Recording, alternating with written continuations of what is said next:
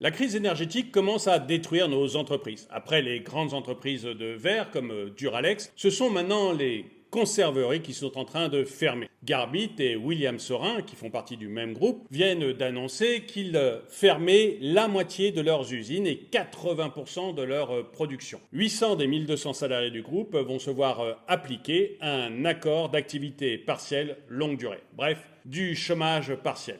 Pourquoi? La raison, les règles de prix de vente de l'électricité qui ont été mises en place par l'Europe à la demande de l'Allemagne. Petit à petit, nos entreprises ferment ou délocalisent à cause des prix de l'énergie. Et notre président pourrait changer ça d'un trait de plume. Mais il ne fera pas. Par idéologie, il a sacrifié notre filière nucléaire. Et du coup, la France ne produit plus assez d'électricité. Nous dépendons de l'Allemagne pour pouvoir nous chauffer cet hiver. Il est donc important de ne pas la contrarier. Mais pour vous parler de tout ça, il faut que je vous raconte une histoire. Bonjour et bienvenue dans cette nouvelle vidéo de Draw My Economy. Comme toujours, si vous n'êtes pas abonné, je vous suggère de le faire et de cliquer sur la cloche pour être prévenu lorsque je sors une nouvelle vidéo.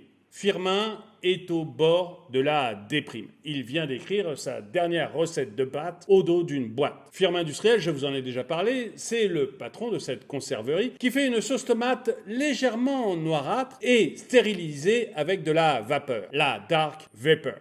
Et Firmin, là, vient d'écrire peut-être sa dernière recette de sauce tomate, recette que l'on met au dos de chacune de ses boîtes. Il a fait une recette spéciale idiote. Ça commence comme ça. Tout d'abord, donnez-leur un bol. Ah oui, parce que pour qu'elles mangent les pâtes, il faut donner un bolognaise.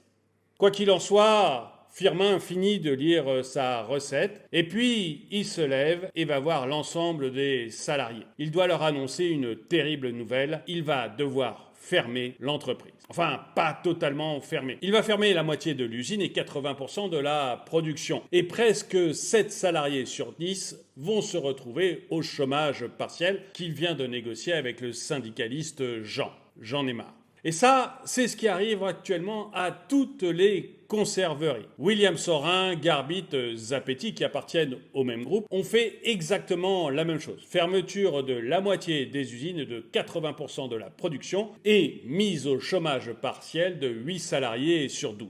Bref, c'est une catastrophe pour les conserveries. Alors, un des salariés de Firmin lève la main et demande « Pourquoi ? Pourquoi maintenant ?» Firmin lui répond qu'en fait, pour faire des conserves, on a besoin d'énormément d'énergie. On s'en sert que ce soit pour la cuisson ou la stérilisation des plats cuisinés. Donc il y a besoin de beaucoup d'énergie. Il vient de s'apercevoir que sa facture d'électricité au 2 janvier 2023 va être multipliée par 10. Il va passer de 4 millions d'euros par an à 40 millions d'euros par an d'électricité. Avant, l'électricité, c'était son deuxième poste, après les matières premières comme les tomates, tout ce qui était alimentaire. Et maintenant, c'est devenu de très loin le premier poste. Et il ne peut pas se permettre une telle augmentation parce que ses marges ne lui permettent pas. Et tout le secteur de la conserverie est exactement dans la même situation. Ils ne peuvent pas s'en sortir avec de telles factures d'électricité. Et si ça arrive à la conserverie, eh bien, c'est déjà arrivé au verre. Duralex, il y a quelques semaines, a annoncé qu'ils arrêtaient leur production de verre pour 4 mois parce qu'il ne devenait plus rentable du tout de fabriquer du verre en France. Et si c'était que Duralex? Mais vous avez les entreprises qui, les unes après les autres, sont en train de tomber. Vous avez donc le verre, vous avez les conserves, mais vous avez par exemple aussi les sucriers qui fabriquent le sucre à partir de la canne à sucre ou de la betterave, ce qui est aussi extrêmement énergivore. Et la liste ne s'arrête pas là. Vous avez le café, vous avez le lait en poudre, les spiritueux, les surgelés, la culture sous serre, la charcuterie. Bref, toutes les entreprises, les unes après les autres, sont en train de tomber à cause du prix de l'énergie. Et les différents patrons, les différents syndicats de ces entreprises avaient prévenu le gouvernement, leur avait dit que ce n'était pas tenable. Ils avaient déjà des augmentations de prix de l'énergie d'à peu près 350%. Ce n'était pas possible de continuer comme ça. Et 2023 est la goutte d'eau qui a fait déborder le vase. Alors, pour les conserveries, Firmin, lui, il se fait pas trop d'illusions. Il sait bien que Emmanuel Macron, les seules boîtes qu'il ouvre, ce sont celles de caviar. Mais quand même, il espérait un coup de main du gouvernement. Parce que ça aurait été relativement facile pour le gouvernement. Le prix de l'électricité, il est basé aujourd'hui sur le prix du gaz. Mais c'est une décision qui a été prise pour l'Europe, à Bruxelles, sous demande de l'Allemagne, qui avait abandonné le nucléaire et qui avait énormément besoin de gaz pour pallier les problèmes qu'il avait avec les énergies renouvelables, qui ne marchent finalement que 25% du temps. Donc l'Allemagne avait fait cette demande, la France avait accepté et l'Europe avait mis en place cette règle de calcul du prix de l'électricité au niveau européen. Donc Macron pourrait d'un trait de plume changer la règle et décider que maintenant, le prix de l'électricité en France est calculé comme il l'était auparavant par EDF. Seulement, il ne le fera pas. Il ne fera pas. Pourquoi ? Parce que par idéologie, on a abandonné le nucléaire en France depuis au moins 10 ans, voire plus. Et en abandonnant le nucléaire, eh bien, on a abandonné la possibilité d'avoir suffisamment d'électricité. On a beau mettre des éoliennes partout, ça ne peut pas suffire parce que c'est intermittent. Donc, au nom de l'idéologie, on a abandonné le nucléaire, on a mis des éoliennes, et le résultat, c'est que la France, qui avant produisait assez d'électricité pour le vendre à l'extérieur, ne peut plus le faire. Nous n'avons plus assez d'électricité en France. Et pour passer cet hiver, on va être obligé d'acheter de l'électricité en Allemagne. Du coup, il vaut mieux ne pas fâcher nos voisins allemands en sortant maintenant du calcul du prix de l'électricité en Europe qui a été voulu par les mêmes Allemands. Bref, le calcul du prix de l'électricité n'est pas prêt de changer. Firmin voit encore parmi ses salariés une main qui se lève. Ils vont être mis au chômage partiel, soit, mais est-ce que ça va durer longtemps ?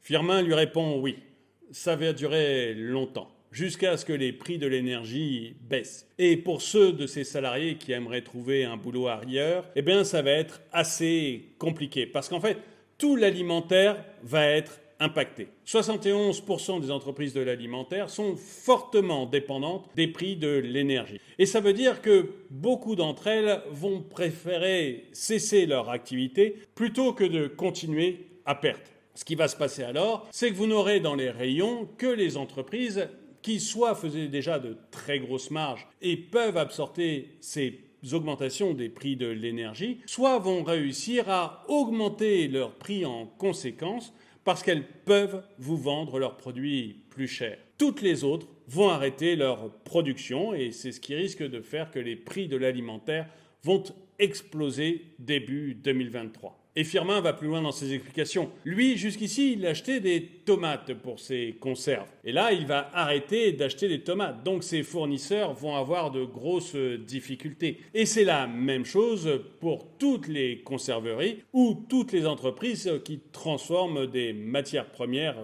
agricoles. Ça va impacter de plein fouet les agriculteurs. Bref, on va se retrouver avec une série d'entreprises qui vont avoir des lourdes difficultés au premier trimestre 2023. Et si vous voulez mon avis, tout va se jouer sur ce premier trimestre 2023. Soit le gouvernement trouve une solution, une vraie solution pour amortir le choc et faire en sorte que ces entreprises continuent à fonctionner, soit on va se retrouver avec un nombre de faillites ou d'entreprises qui travaillent partiellement extrêmement important. Et notre économie va avoir du mal à absorber ce choc. Or, la seule solution que peut trouver le gouvernement, la seule vraie solution, ça serait de sortir du marché européen de l'électricité, pour tout ce qui est électricité, et pour le gaz, de recommencer à acheter du gaz russe. Seulement, comme je le disais tout à l'heure, à mon avis, il y a très peu de chances pour que le gouvernement fasse ça. Il va essayer de créer une sorte de bouclier énergie pour les différentes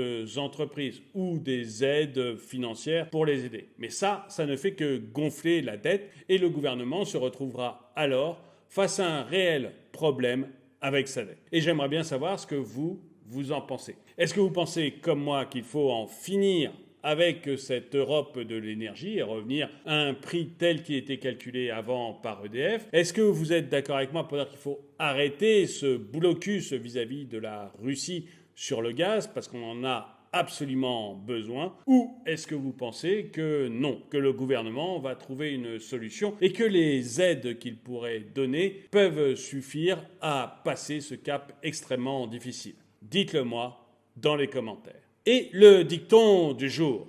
La lumière au bout du tunnel, c'est le train qui arrive à toute vitesse. Merci d'avoir regardé cette vidéo, mettez-lui un pouce vers le haut, commentez-la, partagez-la. Merci à tous ceux qui soutiennent la chaîne et je vous dis à très bientôt.